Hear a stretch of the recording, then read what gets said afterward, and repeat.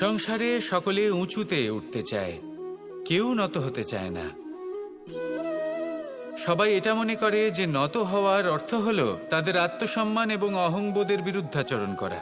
তাদের মনে হয় যে যদি আমরা নত হই, সংসার আমাদের দুর্বল মনে করবে, তাদের শৌর্য এবং তাদের ব্যক্তিত্বের অপমান হবে। কিন্তু এটা কি সত্যি? প্রত্যেকবার নত হওয়ার অর্থ কি সম্মানহানি হওয়া? কখনোই নয়। আপনি নিজের জীবনকেই দেখে নিন। আপনার কোনো অমূল্য জিনিস যদি নিচে পড়ে যায়, তাহলে তাকে কিভাবে তোলেন? সেই বস্তুকে তোলার জন্য আপনাকে নত হতেই হবে। আপনি বড়দের আশীর্বাদ কিভাবে লাভ করেন? আপনি নত হয়ে তবেই তাদের আশীর্বাদ লাভ করতে পারেন, তাই না? ভেবে দেখুন, আপনি একটা পথে হাঁটছেন, আপনি দেখতে চাইছেন যে আপনি সঠিক পথে হাঁটছেন কিনা, পায়ের নিচে কাঁটা পড়ে আছে কিনা। কিভাবে দেখবেন? আপনাকে সেই মাথা নত করেই দেখতে হবে। এর অর্থ কি? অর্থ খুব সহজ। প্রত্যেকবার নত হওয়া অনুচিত নয়, সেটা কোনোভাবেই সম্মানহানি নয়। পরিস্থিতি অনুসারে এবং যেখানে প্রয়োজন, আপনি নত হতে শিখে গেলে আপনি অনেক কিছুই লাভ করতে পারবেন। জ্ঞান, মান, গুণ, বিশ্বাস। সেই জন্য প্রয়োজন এবং পরিস্থিতি অনুসারে নত হতে শিখুন, এতে অনুচিত কিছুই নেই। আত্মসম্মান থাকা অত্যন্ত প্রয়োজনীয়, কিন্তু তা যেন কখনো অহংকারে পরিণত না হয়। এই বিষয়ে অবশ্যই নজর রাখবেন এবং আমার সাথে ভালোবেসে বলবেন, রাধা রাধা। আমরা সবাই জীবনে সুখ লাভ করতে চাই। শুধু জীবনে কেন, জীবনের পরেও আমরা সুখ লাভ করতে চাই। আমরা সকলে স্বর্গের কামনা করি। কিন্তু খুব সহজ একটা কথা, যদি আপনি স্বর্গ লাভ করতে চান, তাহলে প্রথমে মৃত্যু লাভ করতে হবে। আপনি যদি প্রাণই না দেন, তাহলে আপনি স্বর্গ লাভ কিভাবে করবেন, তাই না? শুধু এই ছোট্ট একটা বিষয় দ্বারা আমরা জীবনে অনেক কিছুই শিখতে পারি। যদি আপনার কোনো লক্ষ্য থাকে, কোনো মনোবাঞ্ছিত স্থান থাকে, কোনো বড় কাজ আপনি করতে চান, তাহলে সেই সবই হবে। কিন্তু শুধুমাত্র কামনা করলে হবে না, আপনাকে কর্ম করতে হবে। নিরন্তর প্রয়াস, পরিশ্রম, পথ খুঁজতে হবে, সামনে অগ্রসর হতে হবে। কখনো অসফল হলে তার কারণ খুঁজতে হবে, বিপদের সম্মুখীন হতে হবে, অন্তর থেকে নিজের শক্তি বাড়িয়ে তুলতে হবে। তবেই আপনি নিজের লক্ষ্য লাভ করতে পারবেন, মনোবাঞ্ছিত স্থান পাবেন। মহান নদী গঙ্গা একটি বিন্দু দ্বারা শুরু হয়, ধীরে ধীরে অগ্রসর হয়। কোনো পাথরে ধাক্কা খেলেও সে থামে না, বরং এগোতেই থাকে। তারপরেই সে মহান নদী গঙ্গা হয়ে উঠতে পারে। পরিশ্রম করুন, লক্ষ্য লাভ করুন, আর আমার সাথে ভালোবেসে বলুন, রাধা রাধা। মানুষ বলে থাকেন যে জীবনে সময়ের পূর্বে এবং ভাগ্যের থেকে বেশি কিছুই পাওয়া যায় না। এটা যার যার নিজের বক্তব্য। আমি বলবো, এই সময় আসলে কি? এই সময় হলো যাতে যুগ যুগান্তর নিহিত আছে, যার মধ্যে দিন আছে, মাস আছে, বছর আছে, ঠিক কিনা? বাস্তবে আপনার কাছে সময় কতটা আছে যা আপনি সদ্ব্যবহার করতে পারেন? তখন থেকে আছে যখন থেকে আপনি নিজেকে বুঝতে শুরু করেন। ততক্ষণ আছে যতক্ষণ না আপনি এই সংসার ছেড়ে চলে যাচ্ছেন। শুধু এটুকু সময় আছে আপনার কাছে। আর যদি ভাগ্যের কথা বলা হয়, তাহলে ভাগ্য হলো সেই পরিস্থিতি যখন মানুষ নিজেকে সময়ের হাতে সমর্পণ করে দেন, তাকে ভাগ্য বলে। অর্থাৎ আপনি জীবনে পরিশ্রম করেছেন, বিপদের সম্মুখীন হয়েছেন, সামনে এগিয়ে গেছেন, কোথাও পৌঁছে গেছেন, এবং তখন আপনার মনে হলো যে ব্যাস এখানেই থেমে যাওয়া উচিত। তাহলে সেটাই হবে আপনার ভাগ্য। যদি ভাগ্যের কথা বলা হয়, তাহলে বলবো সত্যবানের ভাগ্যে মৃত্যু লেখা ছিল, কিন্তু সাবিত্রীর কর্ম তাকে পুনর্জীবিত করে তুলেছিল। অর্থাৎ এই ভাগ্য বদল করা সম্ভব কর্ম এবং পরিশ্রমের দ্বারা। ভেবে দেখুন, রাবণ মাতা সীতাকে হরণ করেছিল। যদি শ্রীরাম সেটাকে ভাগ্য বলে মেনে নিতেন, তাহলে কখনো ভাগ্য বিধাতা হয়ে উঠতে পারতেন না। ভাগ্য হলো একটা বাঁধন, যেটাকে ভেঙে ফেলা খুব প্রয়োজনীয়। নিজের লক্ষ্যের কাছে পৌঁছতে হবে। হতেই পারে এই লক্ষ্য হলো পরমাত্মার কাছে পৌঁছে যাওয়া। আপনি যদি পরমাত্মার কাছে পৌঁছতে নাও পারেন, তাও সেই পথে কিছুটা অগ্রসর হতে পারছেন, তাই না? তাহলে ভাগ্যের এই বাঁধন ভেঙে ফেলুন, নিজের কর্মের দ্বারা নিজের প্রারব্ধ গড়ে তুলুন এবং আমার সাথে ভালোবেসে বলুন, রাধা রাধা। এই সংসারে যখন সাফল্যের পথে আপনি অগ্রসর হবেন, তখন আপনার পরিশ্রম, একাগ্রতা, সাহসের সাথে সাথে সমাজের মানসিকতাও সহ্য করতে হবে। প্রত্যেক ব্যক্তি কিছু না কিছু ভাবেন, কিছু না কিছু বলেন। কিছু মানুষ এমন আছেন যারা ভাববেন যে আপনি কিছুই করতে পারবেন না, তারা আপনার নিন্দা করবেন, আর এই নিন্দার কথা ভেবেই আমরা ভয়ভীত হয়ে পড়ি। সেই কারণে নিজেদের আশা, নিজেদের বিশ্বাস হারিয়ে ফেলি। এবার যদি সেই নিন্দার ভয়ে আমরা লক্ষ্যচ্যুত হই, তাহলে সেটা অনুচিত। সেই জন্য জীবনে শুধু পরিশ্রম করতে থাকুন, সামনে এগোতে থাকুন। যেই দিন আপনি আপনার লক্ষ্য লাভ করবেন, সেই প্রত্যেক ব্যক্তি যারা নিন্দা করছিলেন, তাদের দৃষ্টি আপনা থেকেই পাল্টে যাবে, ঠিক কিনা? এই সংসারকে যা প্রাণ চায় তাই বলতে দিন। যদি আপনি কারোর কথা শুনতে চান, তাহলে নিজের অন্তরের কথা শুনুন, সেটাই আপনাকে উচিত পথে নিয়ে যাবে। সামনে অগ্রসর হতে থাকুন, পরিশ্রম করুন।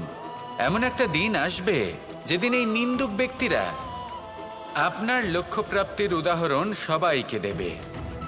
আসুন আমার সাথে ভালোবেসে বলুন, রাধা রাধা। এই সংসারে জয়লাভ করার জন্য, সাফল্য লাভের জন্য শক্তি, ধৈর্য, সাহস, মিত্রদের সঙ্গ, এই সব ছাড়া আর কি আছে যা অত্যন্ত প্রয়োজনীয়? বিশ্বাস। সত্যি কথা বলতে এই বিশ্বাস অত্যন্ত অমূল্য, কিন্তু এটা দুদিক খোলা তলোয়ারের মতো।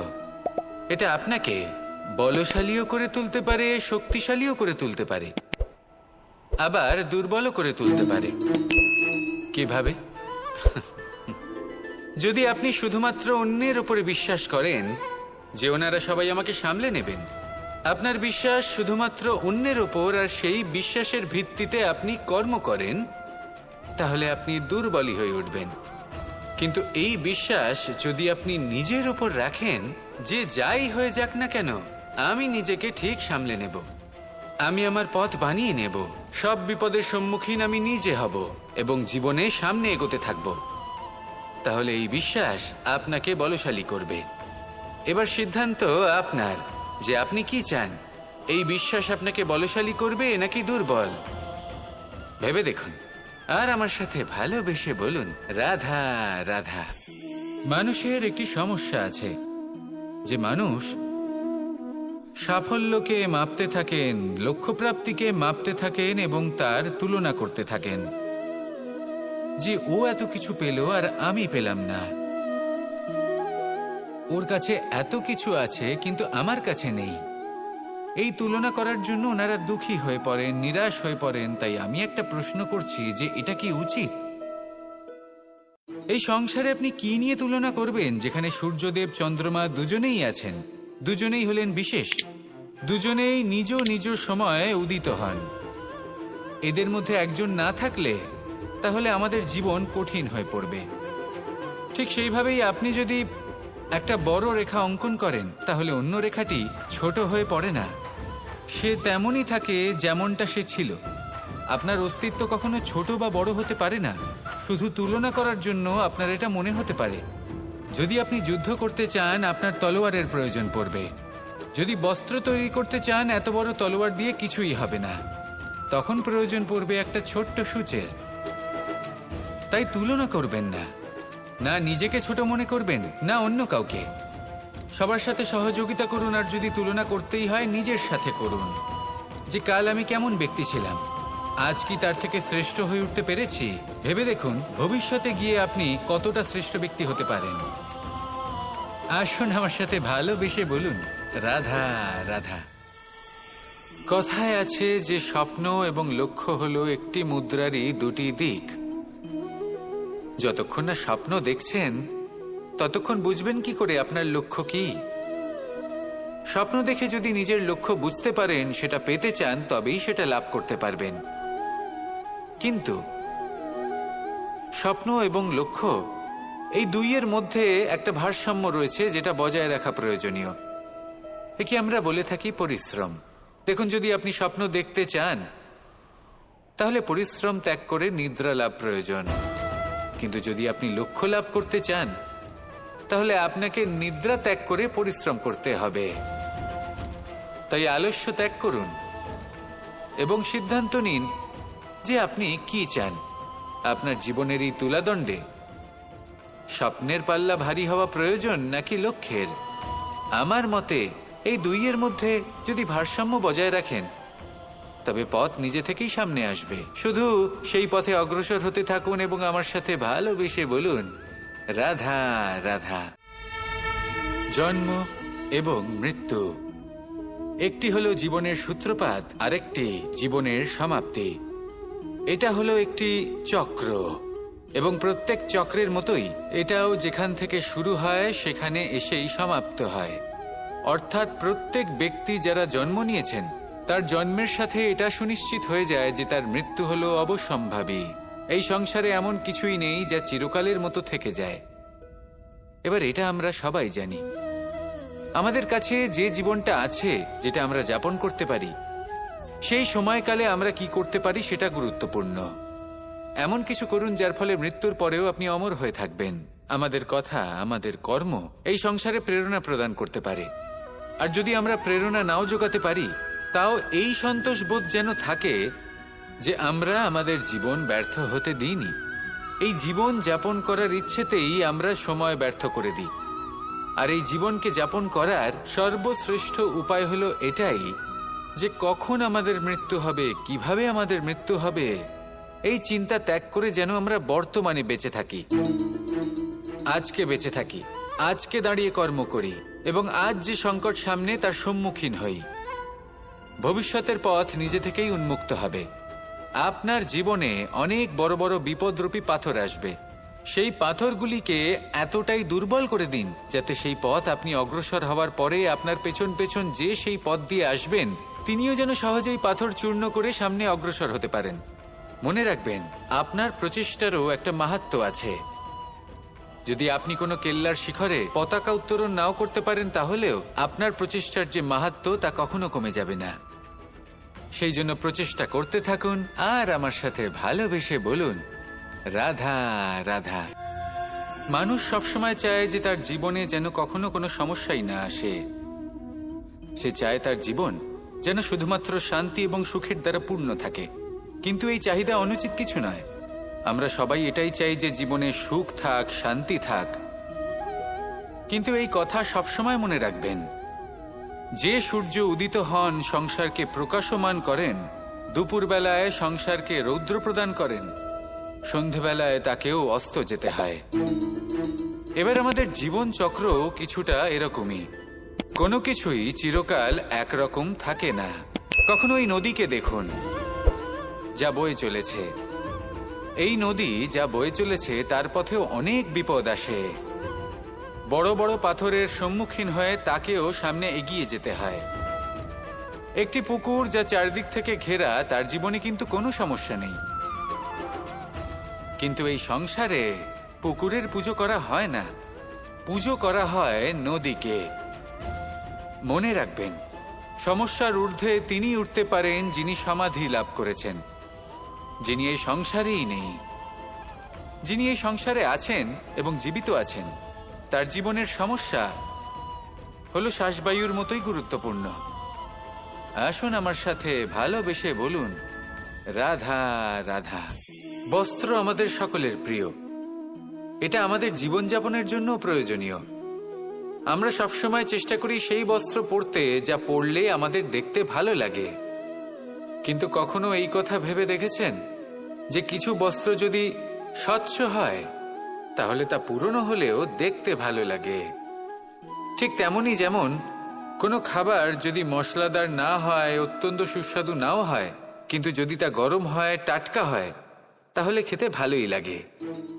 ঠিক সেইভাবেই যদি কোনো ব্যক্তি সুন্দর নাও হয় কিন্তু তার কথা খুবই মধুর হয়, তাহলে সেই ব্যক্তি সকলের প্রিয় হয়। কোনো ব্যক্তি যদি ধনবান নাও হন, কিন্তু তিনি যদি গুণী হন, তাহলে এই সংসারে সম্মান লাভ করেন। সেই জন্য কখনো এই বিষয়ে দুঃখ পাবেন না যে আপনার কাছে ভৌতিক স্বাচ্ছন্দ্য নেই। আপনার কাছে সব থেকে বড় বস্তু, সব থেকে মূল্যবান বস্তু যেটা আছে, সেটা হলো আপনার আত্মা, আপনার মন, আপনার বিচারধারা, আপনার গুণ, আপনার কথা। এগুলো সবসময় শুভ রাখুন এবং সবসময় নিজের সাথে রাখুন। এই জীবন সফল হবে এবং প্রেমময় হয়ে বলে উঠবে, রাধা রাধা। জ্ঞান এবং অহংকার, এই দুইয়ের মধ্যে সম্পর্ক কোথায়? সম্পর্ক ঠিক সেরকম যেরকম হাত এবং কাকনের, যেমন চোখ এবং দৃষ্টির সম্পর্ক। এবার আপনি বলবেন, এ আমি কি বলছি? জ্ঞান এবং অহংকারের এমন সম্পর্ক কি করে হতে পারে? দেখুন, যে ব্যক্তি জ্ঞানী, যার কাছে জ্ঞান রয়েছে এবং তিনি জানেন যে তার কাছে জ্ঞান রয়েছে, তার মধ্যে নিজে থেকেই অহংবোধ জাগ্রত হয়। খুব কম সংখ্যক এমন জ্ঞানী ব্যক্তি আছেন যারা নিজেদের অহংকারের বিষয়ে আঁচ করতে পারেন। প্রকৃত জ্ঞানী হলেন তিনি, যিনি নিজের জ্ঞানের সদ্ব্যবহার করে অহংকারকে দূর করেন।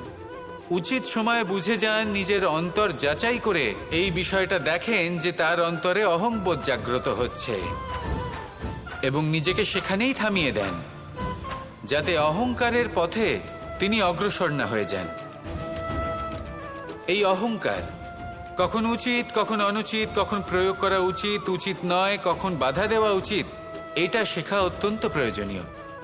আর যদি এটা আপনি শিখতে পারেন, তাহলে আপনি একজন জ্ঞানীও হয়ে উঠবেন এবং সুখীও থাকবেন।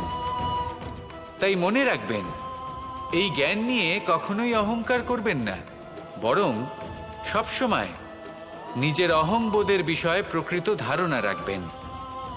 আসুন আমার সাথে ভালোবেসে বলুন, রাধা রাধা। যদি আমি স্থির করি, যদি নিশ্চিত করি একটা মূর্তি গড়ে তুলব, আর কিছুক্ষণ সেই কাজটা করে আবার কিছুক্ষণ পরে বন্ধ করে দিই, আবার কিছুক্ষণের জন্য কাজটা করে আবার সেই কাজ বন্ধ করে দিই, আবার কিছুক্ষণের জন্য কাজটা করে বলি ক্লান্ত লাগছে, কিছুক্ষণের জন্য বিশ্রাম নিয়ে নিই, যদি এইভাবে আমি কাজটা করি, তাহলে কি এই কাজ উচিত সময় এবং উচিতভাবে সম্পন্ন হবে? কখনোই নয়। শুধু তাই নয়, যে কোনো কাজ যদি পূর্ণ করতে হয়, উচিতভাবে করতে হয়, উচিত সময়ের মধ্যে করতে হয়, তাহলে প্রয়োজন সততার এবং অখণ্ড প্রচেষ্টার। সততা ছাড়া আপনি যে কাজই করুন না কেন, উচিত সময় তা সম্পূর্ণ হবে না, আর মনোবাঞ্ছিত ফল আপনি কখনোই পাবেন না। তাই যে কাজই আরম্ভ করুন না কেন, সততার সাথে এবং অখণ্ড প্রচেষ্টার সাথে করুন। তখনই কর্ম এবং তখনই এই জীবন সফল হবে এবং এই মন প্রসন্ন হয়ে বলবে, রাধা রাধা। এই সংসারে নির্মাণের বিষয়ে জ্ঞান লাভ করার পূর্বে ধ্বংসের বিজ্ঞান বুঝে নেওয়াও খুব প্রয়োজনীয়। যখনই আমরা ব্যায়াম করি, তখন কি হয়? আমাদের পুরনো মাংসপেশি নষ্ট হয়ে যায় এবং সেই মাংসপেশির স্থানে আমরা নতুন মাংসপেশির নির্মাণ করে থাকি। যেমন একটা নতুন ইমারত গড়ে তোলবার পূর্বে পুরাতন ইমারতকে ভঙ্গ করে দিতে হয়, তবেই তো সেই স্থান সজীব হবে, ঠিক কিনা? এবারে জ্ঞান এবং বিজ্ঞান ছাড়াও এমন কিছু আছে যা কিনা অত্যন্ত গুরুত্বপূর্ণ। তা হলো সীমা পার করে যাওয়া। এই যে সীমা, এই যে নিয়ম, তা মানুষের জন্যই বানানো, তাকে নিয়ন্ত্রণ করার জন্য তৈরি করা হয়েছে। এমন অনেক সীমা, এমন অনেক নিয়ম মানুষের জন্য অত্যন্ত মঙ্গলকারী। কিন্তু কিছু এমন সীমা আছে, কিছু এমন নিয়ম আছে যা মানুষের লঙ্ঘন করে যাওয়া অতি আবশ্যক। যতক্ষণ না এই সীমা লঙ্ঘন করছেন, নিজের নতুন অস্তিত্বকে খুঁজেই পাবেন না, সেই স্থানে পৌঁছতেই পারবেন না যেখানে সংসার তাকে চিরস্মরণীয় করে রাখবে। সেই জন্য জীবনে যাই করবেন, সীমা অতিক্রম করে যান। যদি পরিশ্রম করেন, তাহলে সীমা অতিক্রম করে পরিশ্রম করুন। যদি লক্ষ্যের দিকে অগ্রসর হন, তাহলে সীমা অতিক্রম করে অগ্রসর হন। কোনো সীমারেখা যাতে না থাকে, সেই সর্বোচ্চ স্থান দেখুন এবং অগ্রসর হন। এই সংসারে অগ্রসর হওয়ার জন্য এই সীমারেখা বুঝে নেওয়া এবং তা অতিক্রম করার জ্ঞান লাভ করা প্রয়োজনীয়। আসুন আমার সাথে ভালোবেসে বলুন, রাধা রাধা। আমরা সবাই এই সংসারে সূর্যের মতো হয়ে উঠতে চাই, সূর্যের মতো তেজস্বী, প্রকাশময়, যশস্বী। সূর্যের মধ্যে এতটাই তেজ থাকে যে সবাই তার সামনে নত হয়ে থাকে। সেই কারণেই সূর্যকে যশদানের গ্রহ বলা হয়। আমরা সবাই সূর্যের মতো উজ্জ্বল হতে চাই, কিন্তু তার জন্য সূর্যকে প্রত্যেক দিন জ্বলতে হয় এই সংসারে শুভ ভাব, পবিত্রতা নিয়ে আসার জন্য, প্রকাশ ছড়িয়ে দেওয়ার জন্য। সূর্যকে প্রত্যেক দিন অস্তও যেতে হয়, আবার উদিতও হতে হয়, প্রত্যেক দিন জ্বলতে হয়। সূর্য একদিনের জন্য অবকাশ লাভ করেন না। আর যদি অবকাশ পেতেন তাহলে সূর্যকে আর সূর্য বলা হতো না, তাই না? সেই জন্য আপনি যদি সূর্যের মতো হয়ে উঠতে চান, সেই রকম উজ্জ্বল হতে চান, তেজস্বী হতে চান, তাহলে সূর্যের মতো জ্বলতে হবে, অর্থাৎ অগাধ পরিশ্রম করতে হবে। আসুন আমার সাথে ভালোবেসে বলুন, রাধা রাধা। আমরা জীবনে চলতে চাই, সামনে এগোতে চাই, কিন্তু কখনো কখনো এমন হয় যে আমরা আমাদের লক্ষ্য দেখতেই পাই না। আমরা চিন্তিত হয়ে পড়ি, ব্যতীত হয়ে পড়ি, আমরা কিছু বুঝতেই পারি না, এই মন অশান্ত হয়ে যায়। কিন্তু যদি আপনি থেমে যান, তাহলে নিজের পথ এবং নিজের লক্ষ্য থেকে সরে যাবেন। সেই জন্য চলতে থাকুন, থামবেন না। যতদূর পারবেন চলতে থাকুন, যতদূর দৃষ্টি যাচ্ছে চলতে থাকুন। তারপরেই দেখবেন পরবর্তী পথ আপনা থেকেই আপনার সামনে আসবে। কারণ আপনার দৃষ্টির সীমা থাকতেই পারে, দৃষ্টিভঙ্গির সীমা নেই। আপনার পথের সীমারেখা থাকতেই পারে, কিন্তু সেই পথে চলার সাহসের সীমা নেই। সেই জন্য নিজেকে অসীমিত করে তুলুন। এই সীমারেখা আপনা থেকেই দূর হয়ে যাবে, লক্ষ্য নিজে থেকেই দেখতে পাবেন, আর এই মন সুপ্রসন্ন হয়ে বলবে, রাধা রাধা। এই সংসারে সব থেকে বেশি কঠোর এবং বলশালী ধাতু হল লৌহ, অর্থাৎ লোহা। হয়তো সেই জন্যই সকল অস্ত্র, সকল শস্ত্র, সকল বাহন যখনই এদের নির্মাণ হয়, তখন সব থেকে বেশি ব্যবহার এই লোহাকে করা হয়। এবার এই লোহার একটা বিশেষ গুণ রয়েছে, সেটা এটাই যে লোহাকে আপনি অন্য কোনো ধাতু দিয়ে কাটতে পারবেন না। লোহা দ্বারাই লোহাকে কাটা সম্ভব। এবার এটা কিভাবে সম্ভব? যে লোহাকে কাটতে হবে তাকে গরম করা হয়, যে লোহা দ্বারা কাটতে হবে সেটাকে ঠান্ডা রাখতে হয়। অর্থাৎ ঠান্ডা লোহা দ্বারা গরম লোহা কাটা হয়। এবার এই যুক্তি, তার প্রয়োগ আমাদের জীবনেও করা যেতে পারে। যদি আপনার কাছে শক্তি থাকে, যদি আপনি বুদ্ধিমান হন, আর যদি আপনার মন স্থির হয়, শান্ত হয়, তাহলে এই সংসারকে আপনি বদলাতে পারবেন। কিন্তু যদি আপনি শক্তিশালী হন, বুদ্ধিমান হন, কিন্তু আপনার মন অস্থির হয়, আপনার মন স্থির না থাকে, কোথায় কোথায় আপনি রেগে যান, তাহলে আপনি কখনোই সংসার বদলাতে পারবেন না। যদি পরিস্থিতিকে নিজের মতো গড়ে নিতে হয়, তাহলে ধৈর্য, সংযম এবং স্থিরতার শীতলতাকে আপন করে নিতে হবে। আসুন আমার সাথে ভালোবেসে বলুন, রাধা রাধা। নন্দ বাবাও খেলার ছলে খুব বড় বড় শিক্ষা দিতেন। অনেকদিন আগেকার কথা, বাবা আমার জন্য একটা মানচিত্র নিয়ে এলেন। এটা ছিল জম্বুদ্বীপের মানচিত্র, ঠিক যেন একটা ধাঁধা, যা টুকরো টুকরো করে বিভিন্ন দিকে ছড়ানো, যেগুলোকে আমায় জুড়তে হতো। ব্যাস শুধু এটুকুই ছিল আমার কাজ। আমি বারবার প্রচেষ্টা করলাম, কিন্তু বারবার অসফলই রয়ে গেলাম। বাবা এটা দেখলেন এবং হাসলেন। বাবা বললেন, একটা কাজ করো, এই প্রত্যেকটি অংশকে উল্টে রাখো। আমিও উল্টে রাখলাম। তারপরে দেখলাম প্রত্যেক অংশে মানুষের শরীরের কোনো না কোনো অংশ চিহ্নিত। কোথাও হাত আছে, পা আছে, কোথাও মুখ আছে। বাবা বললেন যে এবার এটা জুড়তে চেষ্টা করো। আমিও জুড়ে দিলাম। মানুষের মানচিত্র পূর্ণ হলো। এবার বাবা বললেন, এটা উল্টে রাখো, মানচিত্র পূর্ণ আকার ধারণ করেছে। আমি বললাম, ঠিক আছে। আমি উল্টে রাখলাম, দেখলাম জম্বুদ্বীপের মানচিত্র পূর্ণ হয়েছে। বাবা বললেন, যদি দেশকে সফল করে তুলতে চাও, শক্তিশালী করতে চাও, স্থির বানাতে চাও, তাহলে সবার আগে দেশবাসীকে একত্রিত করতে শেখো। সকল সৈন্যগণ যখন একজোট হয়ে দাঁড়াবে তখন দেশের শক্তি আরো বেড়ে যাবে। শুধু তাই নয়, বাবা বললেন যদি ভালোবাসার সাথে জড়িয়ে পড়ো তাহলে পরমাত্মাও তোমার সামনে এসে দেখা দেবেন। তাহলে এটাই করুন আর আমার সাথে ভালোবেসে বলুন, রাধা রাধা। এই সংসারে সব থেকে বেশি কোমল বস্তু হলো রেশম। এই রেশম এতটাই কোমল হয় যে এর পুরো একটা থান শুধুমাত্র একটা হাতে ধরা সম্ভব। কখনো ভেবে দেখেছেন এই রেশম কিভাবে হয়? একটি কীট তার লালার দ্বারা উৎপন্ন হয়। এই কীট সেই রেশমকে পাক দিতে থাকে, পাক দিতেই থাকে আর আস্তে আস্তে তার মধ্যেই জড়িয়ে পড়ে। শেষে ওর এই সুন্দর অমূল্য সৃষ্টি রেশমের এই সুতো তার নির্মাণ কার্য পূর্ণ হয়, কিন্তু তাতেই ও নিজে বন্দী হয়ে যায়। নিজেরই মায়াজালের এই বন্দী গৃহে নিজেই ফেঁসে যায়।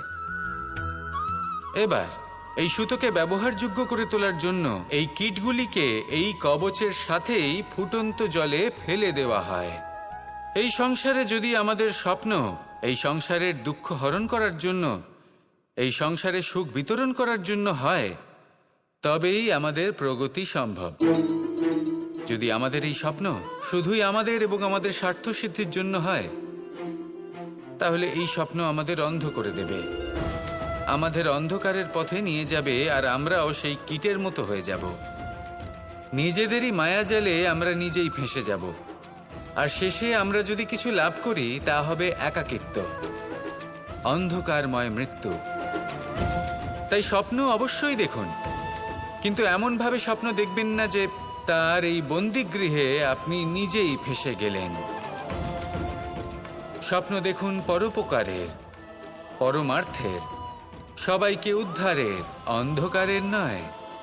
তবেই কল্যাণ হবে, আর তবেই এই হৃদয় প্রসন্ন হয়ে বলবে, রাধা রাধা। বিন্দু বিন্দু জলেই সাগর নির্মাণ হয়। এবার এই কথা আমরা সকলে জানি। আপনি কি এই কথাটা জানেন যে ছোট ছোট সুখের দ্বারাই বড় সুখ লাভ করা যায়? একজন বাবাকে দেখুন, সন্তানের জন্ম থেকে তার যুবক হওয়া পর্যন্ত তার সাথে ছোট ছোট সুখ যাপন করেন। এই ছোট ছোট সুখগুলি তাদের প্রেমের সম্পর্কে গভীরতা নিয়ে আসে, এবং প্রেমের এই গভীরতা তাদের জীবনে বড় সুখ নিয়ে আসে। এটা ঠিক সেই রকম যেরকম বিশাল এক সমুদ্রে, গভীর এক সমুদ্রে অমূল্য রত্ন খুঁজে পাওয়া যায়। এটাও ঠিক সেই রকমই। সেই জন্য জীবনে বড় বড় সুখের খোঁজ করতে গিয়ে সময় নষ্ট করবেন না।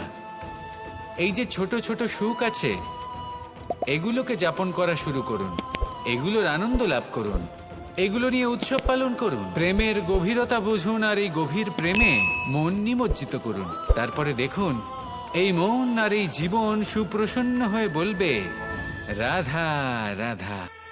ছোটবেলা থেকেই আমি গরু চড়িয়ে অভ্যস্ত, সেই জন্য সকলে আমাকে গোপাল নামে ডাকত। কিন্তু গোপাল হয়ে আমি একটা অমূল্য শিক্ষা লাভ করেছি। আমি দেখেছি যে গৌশালাতে অনেক বাছুরের মধ্যে একটি গাই তার নিজের বাছুরকে অবশ্যই চিনে ফেলে।